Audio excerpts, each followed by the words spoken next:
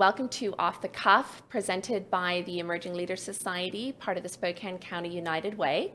My name is Sinead Voorhees, and I am the Assistant Dean for the Graduate Studies of Business program at Whitworth University and the current ELS Chair.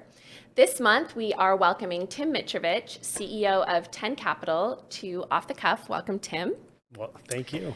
Off the Cuff is a series in which we bring prominent leaders within Spokane to share with us their leadership journey, professional journeys, and their passions. So we are delighted that you are here, Tim. Thanks for having me. Okay, we're going to dive right in. Sure. You started 10 Capital. Tell us about that journey real quick. Yeah, it's one I get asked a lot about, particularly from younger kids who've come to glamorize entrepreneurship. Mm-hmm. You know, what I've told people and how I got started was I just didn't see anything that was doing what I wanted to do it, how I wanted to do it within the wealth management space. And so Sure. It wasn't driven by ego. Running your own company is a tough task, and I've learned that in spades ever since, but it was driven to do it for the whys, right? What we wanted to do for clients, what we wanted to do for the community, to be able to put the right spin on those things to really drive a certain experience. And so looked around, didn't find it, decided we better create it. Absolutely. What would you say is the worst and best part about being the CEO or a CEO? I think the worst, maybe hardest part is just knowing how and when to shut things down. I mean, you dream about work, you're thinking about it all the time. I resonate with that. You're connected to all sorts of people's lives, and so that you need to be investing in. And so it may be 5 minutes to them, but to you, it's 5-10 minutes, an hour with a whole bunch of people. And so trying to manage that time and that energy is very difficult. Sure. The best part is the hardest part too, right? They're related in the sense you get to be a part of that many people's lives. You get to make a difference. You get to see them win, whether those are clients or colleagues. And, that drives you. So I wouldn't give up that dynamic other than just continuing to try to learn on how best to manage it so I can actually be of value to people and not be this drained individual, so to speak. So, Absolutely. yeah. So I think to that point, especially as we're coming out of the pandemic, there's a lot of talk around self-care, mental well-being. What do you do for self-care?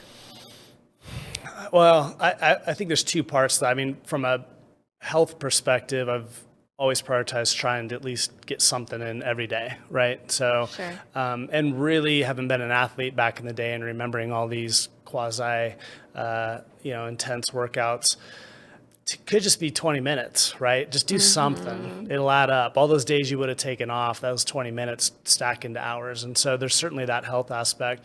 I think the other thing, though, is I've always found I'm happiest and most content when I'm thinking less about myself. And so finding those things that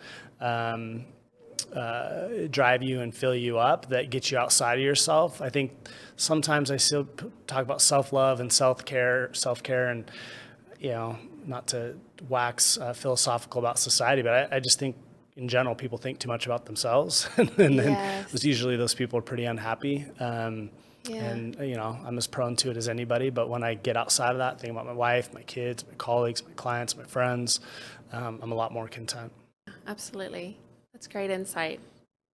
So I guess to that point, I think a lot of people, like you mentioned, they maybe glamorize entrepreneurship. I know you can glamorize being a CEO. What's one failure that you're willing to share with us that you had? A business failure? Oh, man. I don't know that I had some big colossal mistake. Yeah. You're pretty on point.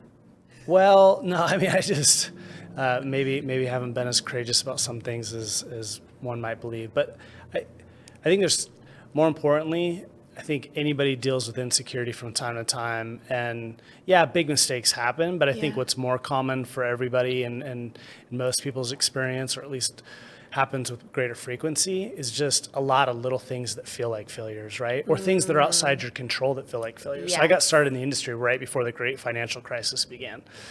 It wasn't my fault, to be clear to everyone, but It's certainly made me feel like a failure. I mean, I was broke. I was sending out resumes. I thought I was washed out of the industry. Everybody was frozen. Nobody was looking for new help. Now that all began to unthaw, and that thing probably drove a lot of the successes and innovations in my career, as much as anything, because you were forced to adapt and evolve. But that certainly felt like a failure. I think beyond that, it's just countless little things, getting back to time management, forgetting to call somebody back, forgetting to get that one thing done off your task list. That, again, can be very defeating when you come with a perfectionist type mindset, or when you're in relationship with others, because they will certainly remind you if you've let them down. I think to that end, though, I would just say, outside of just a general perseverance, when it's been something that's my fault, if I've done anything right, because there have been plenty of those little mistakes, it's just own it quick, apologize, and make it right. And make it right times two. We talk about that all the time at the firm. You may forget to do something, but we're going to make it doubly good to the client, even at our cost, not just try to get it back to equal. And that, I think, goes along with people understand you're not perfect. They know that they're making their own mistakes, but you can really use those as opportunities to stand out too. Absolutely. That really resonates with me. I think whenever you're in an industry with people, that extra gesture really stays with them.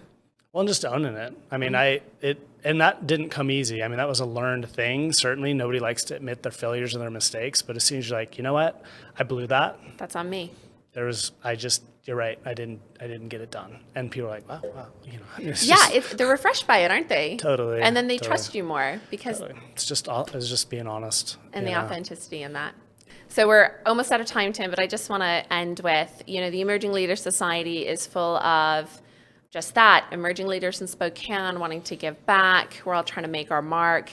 Can you tell me, what piece of advice would you give us? I'm going to give you two, but real quick. One, it's advice my grandfather gave me that I didn't take for a very long time, and I wish I would have, which is make sure you have a little bit of fun every day. And to me, that's what I think has permeated so many of these questions, which is be in relationship with other people. The other one is there's all this talk about time and how you spend it. I do believe in auditing your time.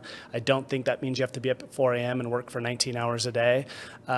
We all waste more time than we realize, and you realize that once you go to grad school, or once you get married, or once you have kids. You're like, I did have a lot of time, right? Start a business. You're like, I had capacity. So just auditing your time, and really making the most of things. And when you do that, you'll find time to work out. You'll find some time with your friends.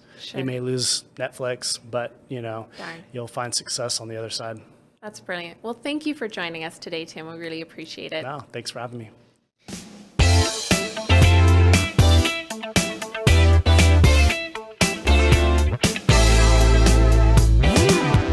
The Emerging Leaders Society is a network of philanthropic young professionals supporting Spokane County United Way's vision through networking, volunteering, and professional development.